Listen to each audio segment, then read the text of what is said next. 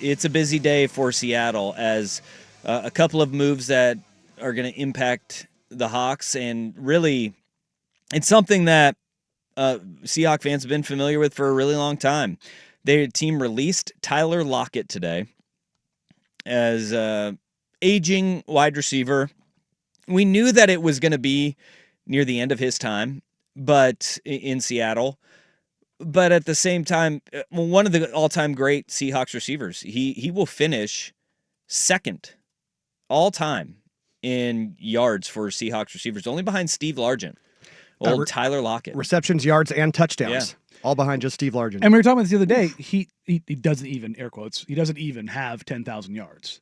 So when we're talking about like that line of demarcation of like a 10,000-yard wide receiver, it really is a pretty important threshold when you're talking about all-time greats. He was due a big bonus on March 16th. He was going to set to make $5.6 million, and he had a $17 million salary for this year, and so it just became time. And Tyler Lockett, I think one thing about Lockett that when he was drafted, it almost immediately started coming out that not just a really good player that Seattle was getting, but a guy who would fit their culture really well and was a really good person. He lived up to it and then some up in Seattle.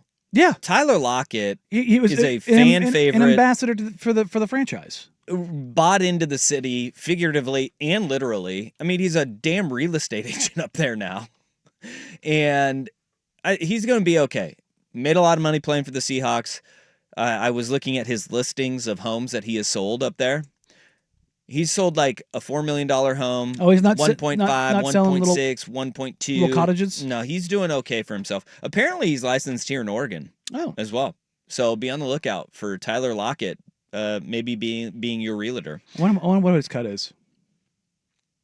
I don't know. You think he's a low rate guy because he's working on the big houses, or is he a big rate guy because he is working on the big houses? I don't know. You ever seen that show? Was it Selling Sunset reality show? Mm-mm. You have a wife, so I just kind of imagine that maybe pops up.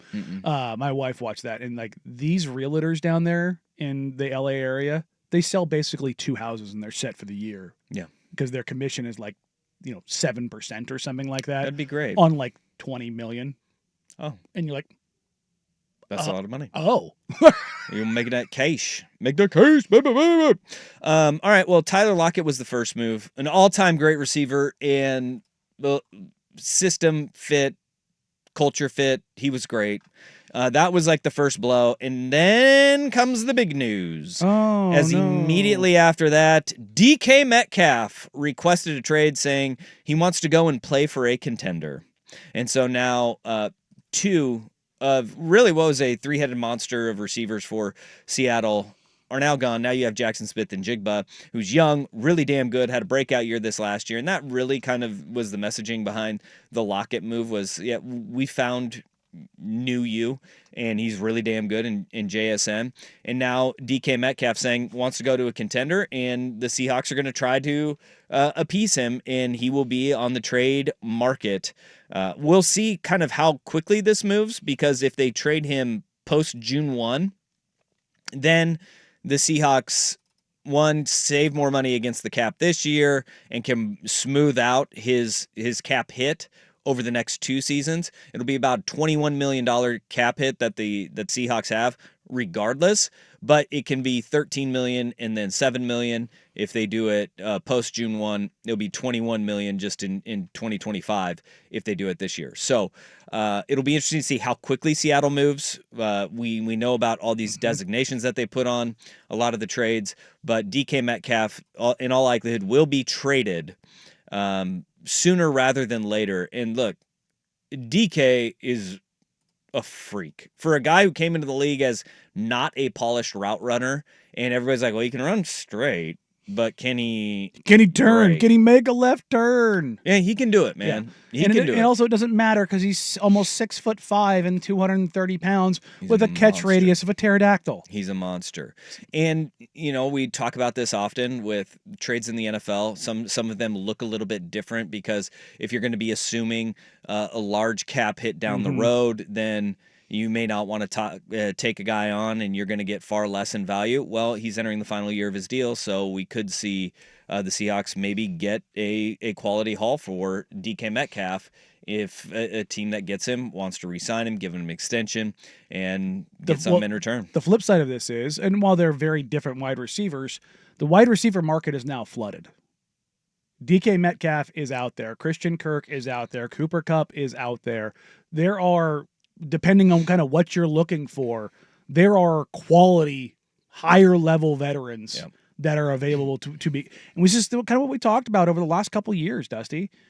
The wide receiver position has gotten so prolific and so good. And while it is fantastic to have Jamar Chase or Justin Jefferson, you can get by with a bunch of really good wide receivers because you can go get them over and over and over again. They are in every draft, they are in every free agency, and they are available at every offseason. There are guys that are different, though. There are 100% guys that are different. Look at the teams that were in the Super Bowl this year, right? I mean, that was one of the big reasons why everybody said, all right, can Mahomes get over the hump without the elite receiver? The team that had an elite receiver who's getting paid like it in A.J. Brown and had Devontae Smith, that's the team that ended up routing in the Super Bowl. They also had Saquon Barkley.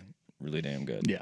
But the elite receiver, they're really hard to find. And when you have an elite receiver, it takes up two sets of eyes. That's invaluable. You know, if you have a bunch of just dudes, you could play the team straight up, right?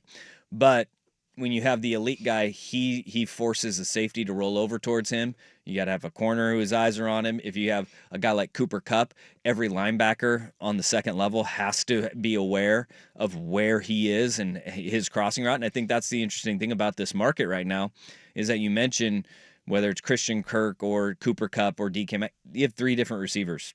Totally different. It is a what are you looking for situation with all three of those guys. But I think in a year that is down in the draft for wide receiver, having those guys is going to be huge. And we'll see what teams bite because there's a lot of teams that are needing of a receiver and maybe to push over the edge. The interesting part though for DK is he says he wants to go to a contender. Who's the contender that has the space and needs a wide receiver? I don't know. I mean, he's going to take no money and go to Kansas City? Well, he can't because he's under contract. He'll be traded, so he can't take no money. I'm talking about renegotiating a deal going forward. They won't be able to. That would be a surprise if they're. You understand what I'm saying? But a Buffalo may make sense. But even though aren't they up against it? I think that. Oh boy! Well, how much does he help out the Chargers? Chargers would be a great one. I guess apparently the wide receivers coach there he is close with. You know, I was looking at this. Somebody pointed Ian Hartitz. He put out this. Yeah, the Bills are almost -10 in cap space. He put this out that said NFL ranks in supporting cast rating in terms of average team, Pro Football Focus, rush, receiving, pass blocking, run blocking grades. Basically everything except for your quarterback over the last 5 seasons. And it is jarring to see how low the Chargers are on this list. Where they've been. They are 29th in the NFL from 2020 to 2024 in all of the production of your supporting cast. Yeesh. 29th.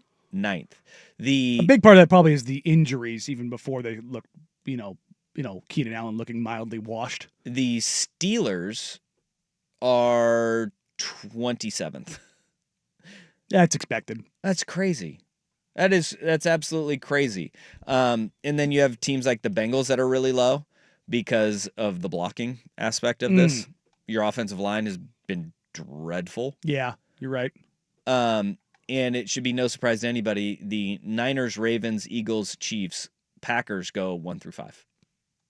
They're 1 through 5. Not surprising.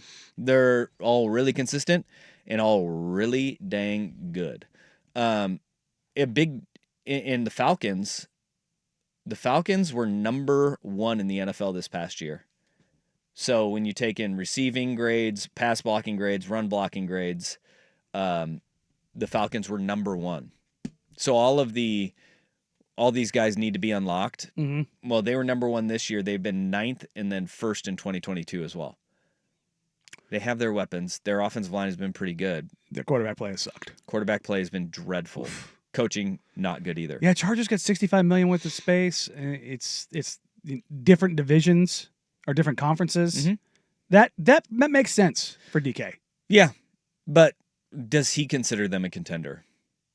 I mean, I think you'd have to at least look. And otherwise, I mean, the other teams that you're looking at that have the necessary space to kind of get this stuff done, man, that doesn't really exist. I mean, no. Green Bay is probably the other one, which was kind of something we've heard about. But Green Bay is also a team that doesn't like to overpay. But if you were to pair DK Metcalf with Ladd McConkey, mm-hmm. that one makes a heck of a lot more sense. It does. To have Ladd McConkey as your underneath guy, DK keeping teams honest over the mm-hmm. top, then you don't have to go receiver in the first round. You can fill gaps in the first round, then you can go and get another wide receiver further down in the draft mm-hmm. and see where you're at. Chargers are that's a good one. That's a sneaky one. We'll see what they stay on the West Coast, go to a different conference. I could see that working. It's about the capital, though. Yeah, the capital is gonna be interesting to see. Well, and apparently, according to Jordan Schultz a few minutes ago, the Chargers were one team that quietly but aggressively pursued DK Metcalf in trade talks before the deadline. Yeah, this text saying the Commanders have ridiculous cap space available, but they already went. They got Deebo Samuel. Yeah. They already have Terry McLaurin. They're going to be good. Look, they're good on the weapons. That maybe should have been the move that they made. Yeah, was to go get DK, but they've got a general manager that's familiar with Deebo, and that's the way they went. All right, but it's interesting to consider the Seahawks a non-contender, and then say the Chargers are a contender. Thinking of that division, a team that hasn't gone to the playoffs. And that's why I said what. Does DK consider a contender? Yeah, because if you're talking about contender, they're all capped out, man. Yeah, and for them to make moves, they're going to have to end up eating dead cap along with taking you in. It doesn't really work. Well, if you look at the other moves that were made today, the cap might be a myth because the Eagles have re-signed Zach Braun to a 3-year, $51 million deal. Nice little deal. Dude, what the hell are they doing? Where are they finding this? And then the Raiders and Bears have been busy spending money over the last few hours.